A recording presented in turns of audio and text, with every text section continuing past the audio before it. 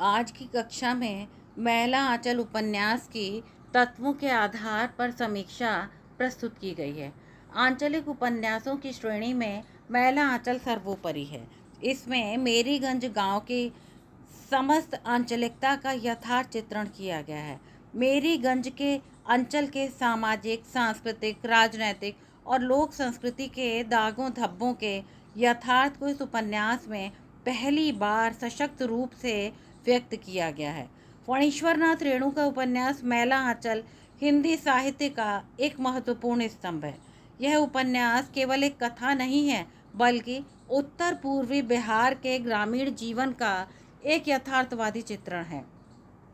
इस उपन्यास की तात्विक समीक्षा करते हुए हम पाते हैं कि यह उपन्यास समाज, संस्कृति, राजनीति और मानवीय मूल्यों पर गहरा प्रभाव डालता है।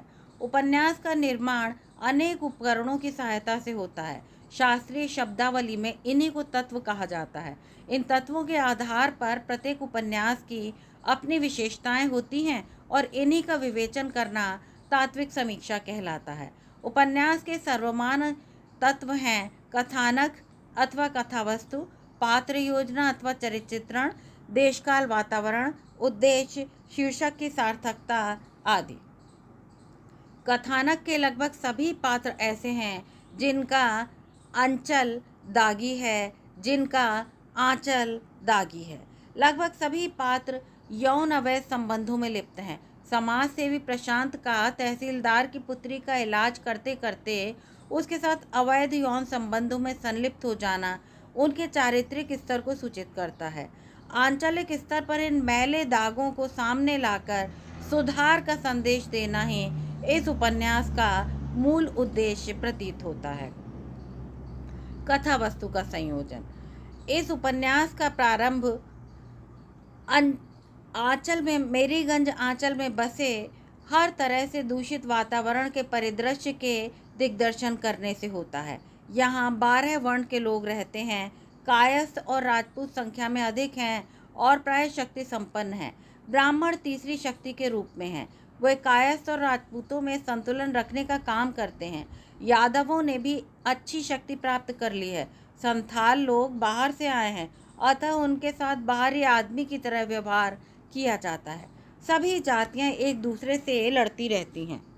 मेरीगंज अंचल कालाजार, मलेरिया और हैजा से बुरी तरह ग्रस्त है।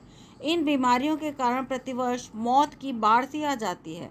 गांव में मलेरिया सेंटर की स्थापना होती है। अपने स्वार्थ की पूर्ति एवं अहम के टकराव में आंचलिक राजनीति प्रारंभ हो जाती है। उधर गांव के मठ की व्यथा कथा भी चल पड़ती है। गांव के मठ का महंत सेवादास है। मठ की कोठारिन लक्ष्मी उसकी दासी है तथा सेवादास का उसके साथ अवैध यौन संबंध है। उसकी मृत्यु के बाद रामदास और लरसिंह दास का संघर्ष प्रारंभ हो जाता है। लरसिंह को पीट कर भगा दिया जाता है और रामदास मठ का महंत हो जाता है। लक्ष्मी कोठारिन से उसका भी यौन संबंध स्थापित हो जाता है। प्रशांत से यौन संबंध के परिणाम स्वरूप कमली का गर्भ विकसित होता है। प्रशांत जेल में है। पिता विश्वनाथ प्रसाद पागलों की स्थिति में पहुंच जाता है और जेल से छूटकर वह ममता से शादी कर लेता है। कथानक का विश्लेषण। कथा वस्तु की दृष्टि से यह मैला आंचल एक आंचलिक उपन्यास। कथानक है पूर्णिया। मैंने इसके एक ही अंचल, एक ही गांव को पिछड़े गांव का प्रतीक मानकर इस उपन्यास का कथा क्षेत्र बनाया है। उपन्यासकार की स्वीकारोक्ति से स्पष्ट है कि मैला आंचल एक आंचलिक उपन्यास है। यथा बावनदास की कथा, जमींदार विश्वनाथ प्रसाद का हृदय परिवर्तन, संथाल संघर्ष, कालीचरण का डाकुओं का साथ देना और चांद पहलवान को हराना आदि। इतना होने पर भी कथानक की घटनाएं प्राय धीमी गति से बढ़ती हैं। दूसरे, उन्हें परस्पर संबद्धता नहीं है। मैला आंचल में छोटी बड़ी अनेक घटनाओं को इस तरह एकत्रित किया गया है कि सहसा उनमें परस्पर संबंध खोजना कठिन हो जाता है और वे एक सशक्त कथानक का आकार तक नहीं ले पाते। तीसरे, कथा प्रसंगों का में चयन दृष्टि और समानुपात बोध का पूर्ण निर्वाह नहीं होता। उदाहरणार्थ रोमांस प्रसंगों को की भरमार को देखा जा सकता है। बेला आंचल की कथा मेरीगंज गांव के व्याज से सन 1942 से 1950 तक के भारत के गांव की स्थिति और उनमें आ रहे नवीन परिवर्तन की कथा है। बिखरी हुई अनेक कथाओं तथा पात्रों की भरमार के कारण कथानक में रोचकता कम रहती है, अतः कुछ लोगों को सुगठित कथानक का अभाव प्रतीत होता है। बिखरी हुई कथाओं के कारण जहां मुख्य भाग शिथिल है, वहीं पूर्वार्ध भाग रोचक और अंतिम भाग संवेदनापूर्ण है। अंत में एक बात खटकती है कि उपन्यासकार ने जिन सामाजिक और राजनीतिक आंदोलनों को उठाया है, उनका प्रभाव और परिणाम नहीं दिखाया है। सामाजिक आंदोलनों का प्रभाव अंत तक आते आते दब सा गया है। डॉक्टर त्रिभुवन सिंह ने इस पर टिप्पणी करते हुए लिखा है कि डॉक्टर प्रशांत और कमला के प्रसंग से कथा में गति आती है, जिसका एक प्रभावोत्पादक अंत दोनों के मिलन से ही हो पाया है। उपन्यास का समापन सुंदर ढंग से तो हुआ है, परंतु प्रभाव यहाँ तक आते आते दब सा गया है। इस आलोचना के संबंध में कहा जा सकता है कि लेखक का उद्देश्य डॉक्टर प्रशांत कमला का प्रेम चित्रण न रहकर गांव में आने वाले परिवर्तन की अंगड़ाई का चित्रण करना रहा है। मैला आंचल के नाम से ही ये व्यंजित हो जाता है कि रेणु का उद्देश्य उपन्यास में मटमैले और दागदार जीवन का यथार्थ चित्रण प्रस्तुत करना रहा है। इसमें उन्हें सफलता भी मिली है। मैला आंचल अनेक बिखरी कथाओं का समूह है। इन सभी कथाओं को डॉक्टर प्रशांत की कथाओं से जोड़ दिया गया है। यही इस उपन्यास की वस्तु योजना की प्रमुख विशेषता है। प्रशांत, कमला, ममता के कथानक के अतिरिक्त बालदेव और लक्ष्मी कोठारिन, कालीचरण और मंगला देवी तथा मठ के महंतों की कथा भी पर्याप्त विस्तार पाती है। इन कथाओं के भीतर से गांव की सामाजिक व धार्मिक विसंगतियां स्पष्ट होकर उभरती हैं। जीवन के इसी दागदार पक्ष का उद्घाटन करना उपन्यासकार का उद्देश्य भी रहा है। कथोपकथन। कथा वस्तु को विकसित करने, चरित्रांकन करने इत्यादि में उपन्यासकार उद्देश्य को स्पष्ट करने एवं चरित्रों के विचारों को मुखर करने आदि के लिए उपन्यास विधा में कथोपकथन का सहारा लेता है। मैला आंचल में उपन्यासकार ने इनका प्रयोग पर्याप्त रूप से किया है। आंचलिक होने के कारण प्रस्तुत उपन्यास में कथोपकथन भी एकदम आंचलिक गुणों से युक्त है।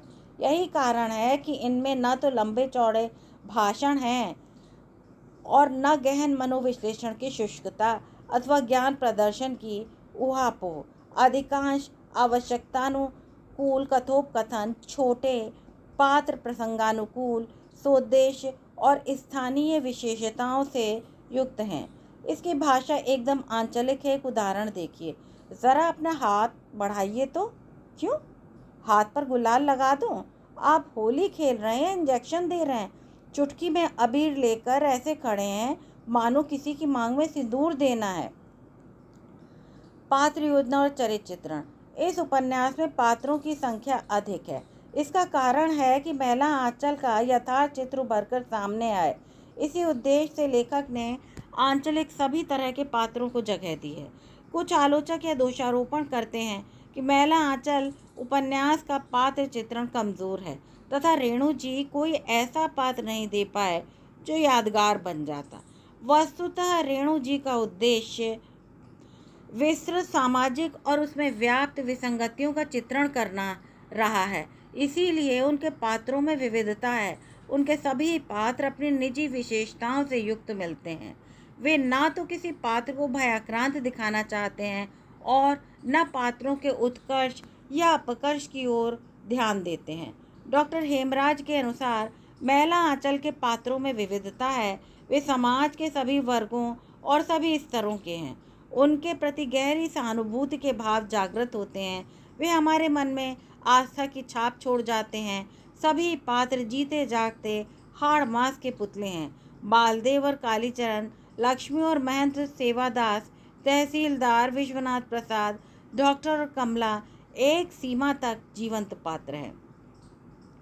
चरित्र चित्रण की दृष्टि से कथा विपुलता मैला आंचल के कारण यहाँ पर चरित्रों का बाहुल्य देखा जाता है। कहा जा सकता है कि चरित्र चित्रण में बहुत अधिक पात्र हैं। ये पात्र अंचल विशेष की बहुविधि गतिविधि दिखाने या उपन्यास को व्यापकता देने के लिए है, ऐसा पहले भी बताया जा चुका है। अंचलेतर परिस्थितियों का ज्ञान कराने अथवा मानव प्रकृति की विचित्रता दिखाने पर उपन्यास की मार्मिकता बढ़ाने में किसी न किसी का योगदान देते प्रतीत होते हैं। सच तो यह है कि बहुसंख्यक पात्र होते हुए भी रेणु जी ने व्यर्थ में पात्रों का निर्माण नहीं किया है। जहाँ तक प्रश्न है पात्र प्रकार का, वो भी बहुत व्यापक है। इनमें राजनीतिक दलों के पात्र हैं, बालदेव, कालीचरण, वासुदेव, संयोजक जी। गांव के विविध वर्गों के पात्र हैं, जोशी जी, जमींदार, कृषक, संथाल, महेंद्र रामदास, लारसिंह, राम खेलावन, भ्रष्टाचारी भी हैं, स्मगलर्स भी हैं, जनसेवक हैं, बावन दास, शिक्षित मानव सेवी हैं यथा डॉक्टर प्रशांत, नगर संबंधी पात्र भी हैं, ममता। इतना ही नहीं, कामाचारी, महंत, ज्योतिषी जी, काम पीड़ित, राम पेरिया, फुलिया, कुंठित, कमला लक्ष्मी चरित्र हैं, जो तहसीलदार, नौकर, प्यारू, जनसाधारण, गणेशी की माँ, भाई भतीजावादी नेता, नाथूराम चौधरी आदि भी हैं। सभी पात्र किसी न किसी रूप में वर्ग का प्रतिनिधि करते हैं। इतना ही नहीं, गौण चरित्र भी पूरी तरह उभर कर सामने आए हैं। प्यारू, गणेशी की माँ, सुमृत दास आदि। शास्त्रीय दृष्टि से भी ये सभी पात्र कथानुकूल हैं, व्यवहारिक, स्वाभाविक और सभी मिलाकर प्रभावशाली हैं। सच तो यह है कि मैला आंचल के पात्रों को हम कई स्थितियों में देखते हैं और अंत में गहरी मानवीय सहानुभूति और आस्था की छाप वे हमारे मन पर छोड़ जाते हैं। दुर्बलताएं मानव के भविष्य में हमारी आस्था को कम नहीं करती हैं। मैला आंचल में दागदार चित्र दिए गए हैं, उनके सभी पात्र यौनाभाव से ग्रसित हैं। डॉक्टर प्रशांत, कमला, समाज सेवक बालदेव, बालदेव का चेला, कालीचरण, चरखा सेंटर की मंगला देवी, ये सभी पात्र समाज सेवक हैं तथा उपकारी भी हैं, परंतु व्यक्तिगत जीवन की कलौंच को ढकते नहीं, खुलकर उनका प्रदर्शन करते हैं। अपनी मलिनता की प्रदर्शनी लगाने वाले उन यथार्थ पात्रों के बीच में से भारतीय आदर्श के अनुरूप चलने वाले नायक नायिका की खोज इस उपन्यास के संदर्भ में करना युक्ति संगत प्रतीत नहीं होता। देशकाल और वातावरण। इस उपन्यास की सबसे बड़ी विशेषता लेखक के द्वारा तटस्थता से मेरीगंज गांव में आने वाले परिवर्तन के वर्णन को किया गया है। सन 1942 से 1950 के बीच गांव में आने वाले परिवर्तनों का मुखर चित्र इस उपन्यास में मिलेगा। अंचल विशेष की सांस्कृतिक मान्यताओं और आने वाले परिवर्तन के बीच द्वंद्व और तज्जन्य प्रभाव का सुंदर वर्णन इस उपन्यास में हुआ है। मेलों, त्योहारों, नृत्यों और लोकगीतों के माध्यम से रेणु ने अंचल विशेष की संस्कृति को साकार करने में अभूतपूर्व सफलता पाई है। एक आंचलिक उपन्यासकार का यही उद्देश्य होता है, अंचल विशेष के भौगोलिक, सामाजिक, सांस्कृतिक वातावरण को प्रस्तुत करना उसका प्रमुख लक्ष्य होता है। मैला आंचल इस दृष्टि से महत्वपूर्ण है। अंचल विशेष के भौगोलिक, सांस्कृतिक, सामाजिक वातावरण को इसमें भली प्रकार अभिव्यक्त किया गया है। यहाँ पहुंचकर पाठक विश्राम ही नहीं करता, अपितु बहुत कुछ सीखता भी है। मैला आंचल की एक बड़ी विशेषता यह है कि उसमें मिथिला के निरंतर बदलते हुए आज के एक गांव की आत्मगाथा है और यह गांव सर्वथा विशिष्ट होकर अंगड़ाई ले रहा है। भारतीय देहात के मर्म का इतना सरस और भाव प्रवण चित्रण हिंदी में पहले कभी नहीं हुआ। सचमुच मैला आंचल अपनी सरस अभिव्यक्ति में काव्यात्मक स्तर को छू लेता है। वैविध्यपूर्ण वर्णनों के रस में सराबोर करके प्रस्तुत घटनाओं को प्रस्तुत करना रेणु की एक बड़ी विशेषता रही है। अंचल विशेष से संबंध होने के कारण प्रस्तुत उपन्यास का देश काल सीमित ही है, किंतु उपन्यासकार ने उसे गहन, सूक्ष्म, विविध पक्षीय और पूर्णतः प्रभावशाली रूप में प्रस्तुत किया है। यथार्थ इसका सबसे बड़ा गुण है। मेरीगंज के चित्रण में लेखक ने भौगोलिक स्थिति, खंडरों, नदी नालों, जलवायु, बारिश, बाढ़, उपज, उत्पादन, पशु पक्षियों आदि का पूरा परिचय, मानो गांव का सर्वांगीण मानचित्र ही दिया है। राजनैतिक, धार्मिक, सांस्कृतिक तथा सामाजिक परिस्थितियों का प्रायः तटस्थ प्रतिरूपण है। ग्रामांचल का इतना विशद व्यापी और सहानुभूति से युक्त अंकन प्रेमचंद के पश्चात रेणु ही कर सके हैं। ग्राम्य भाषा, स्थानीय देशज शब्द, लोकोक्तियाँ, सूक्तियों आदि का समावेश करके उपन्यासकार ने इनको एकदम आंचलिक बना दिया है। भाषा की दृष्टि से प्रस्तुत उपन्यास में वैसे तो साहित्यिक भाषा के साथ साथ ग्रामीण भाषा का, आंचलिक भाषा का प्रयोग किया गया है। मैला आंचल यद्यपि उद्देश्यपूर्ण रचना है, इसमें व्याप्त विविध उद्देश्य तथा अंचल विशेष, मेरीगंज पूर्णिया का चित्रण, भारतीय ग्राम्य समाज का प्रस्तुतिकरण, सामयिक समस्याओं का समाधान, स्वतंत्रता आंदोलन और उसके जनमानस पर पड़े विविध प्रभावों का दिग्दर्शन, नवीन जन चेतना का परिचय, आदर्शोन्मुख यथार्थवाद की स्थापना, जनशोषक तत्वों पर व्यंग तथा नवीन शिल्प प्रयोग रहे हैं। विशेषता यह है कि उपन्यासकार ने किसी भी उद्देश्य को मुखर रूप में ना तो लंबे चौड़े तर्क दिए हैं और न स्वयं पैरवी की है। यहाँ तो सब कुछ स्वतः ही प्रकट होता चला गया है। शोषकीय तत्वों पर व्यंग तथा नवीन शिल्प प्रयोग, इस देशकाल अंकन की एक बड़ी विशेषता ये है कि इसका अंकन प्रेमचंद के पश्चात रेणु ने ही किया है। उपन्यास का यहाँ पर तटस्थ रहना एक महत्वपूर्ण कार्य है। निसंदेह लेखक ने मेरीगंज अंचल की स्थितियों के स्वयं भी वर्णन किए हैं, किंतु वे प्रायः संक्षिप्त हैं। अधिकांश तो उसने परोक्ष साधनों के प्रयोग से ही किए हैं। अंचल की सभी अच्छाइयों बुराइयों के साथ मानो स्वयं ही समग्र रूप में वो प्रकट होते चले गए हैं। ये स्थान स्थान पर आए खान पान, पशु पक्षी, वनस्पति, अस्त्र शस्त्र, परिवहन के साधन, वेशभूषा, आभूषण, उत्सव, त्योहार, धार्मिक ग्रंथ, रीति रिवाज आदि न जाने कितने उल्लेख इसी सत्य के परिचायक हैं। इसी से उपन्यास को पढ़ लेने पर यह स्पष्ट हो जाता है कि लेखक को अपने अंचल का पूर्ण ज्ञान है। आलोच उपन्यास के कथोपकथन बड़े सरस और प्रभावोत्पादक हैं। वे अपने पहनेपन के कारण मंचीय सौंदर्य की सृष्टि हैं।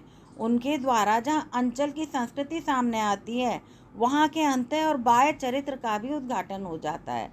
सजीव कथोपकथन की एक बानगी दृष्टव्य है।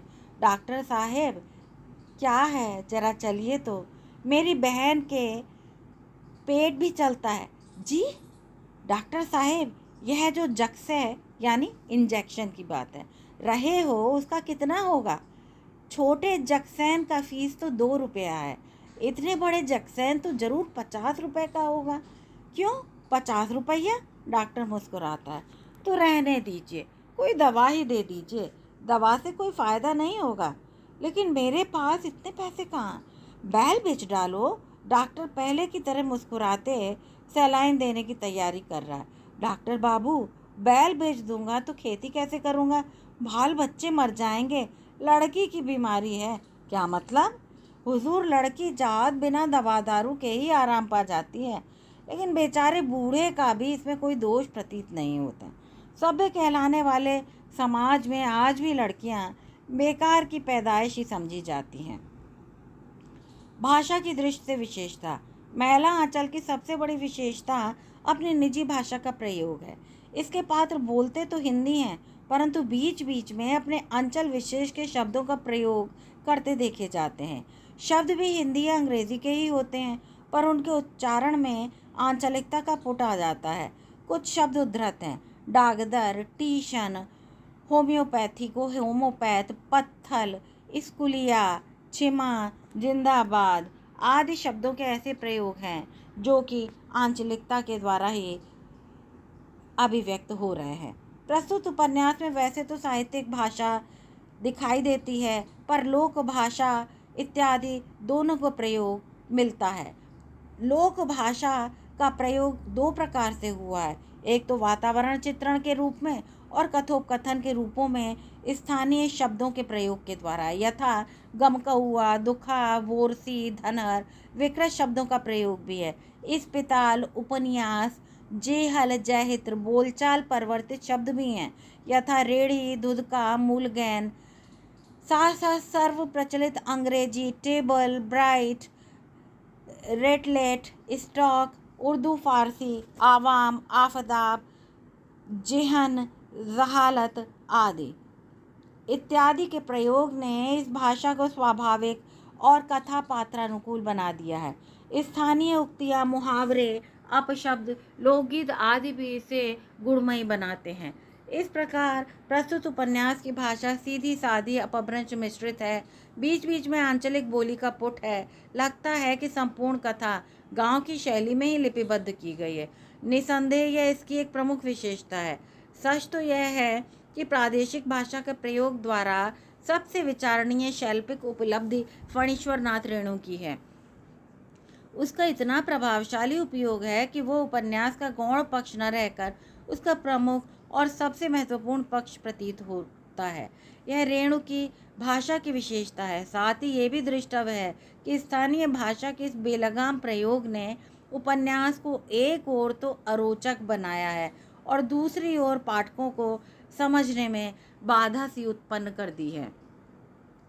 शैली की दृष्टि से प्रस्तुत उपन्यास में उपन्यासकार ने वर्णन, विवरण, संवाद, फ्लैशबैक, पत्र, भावनात्मक, आंचलिक आदि विविध शैलियों का प्रयोग किया है।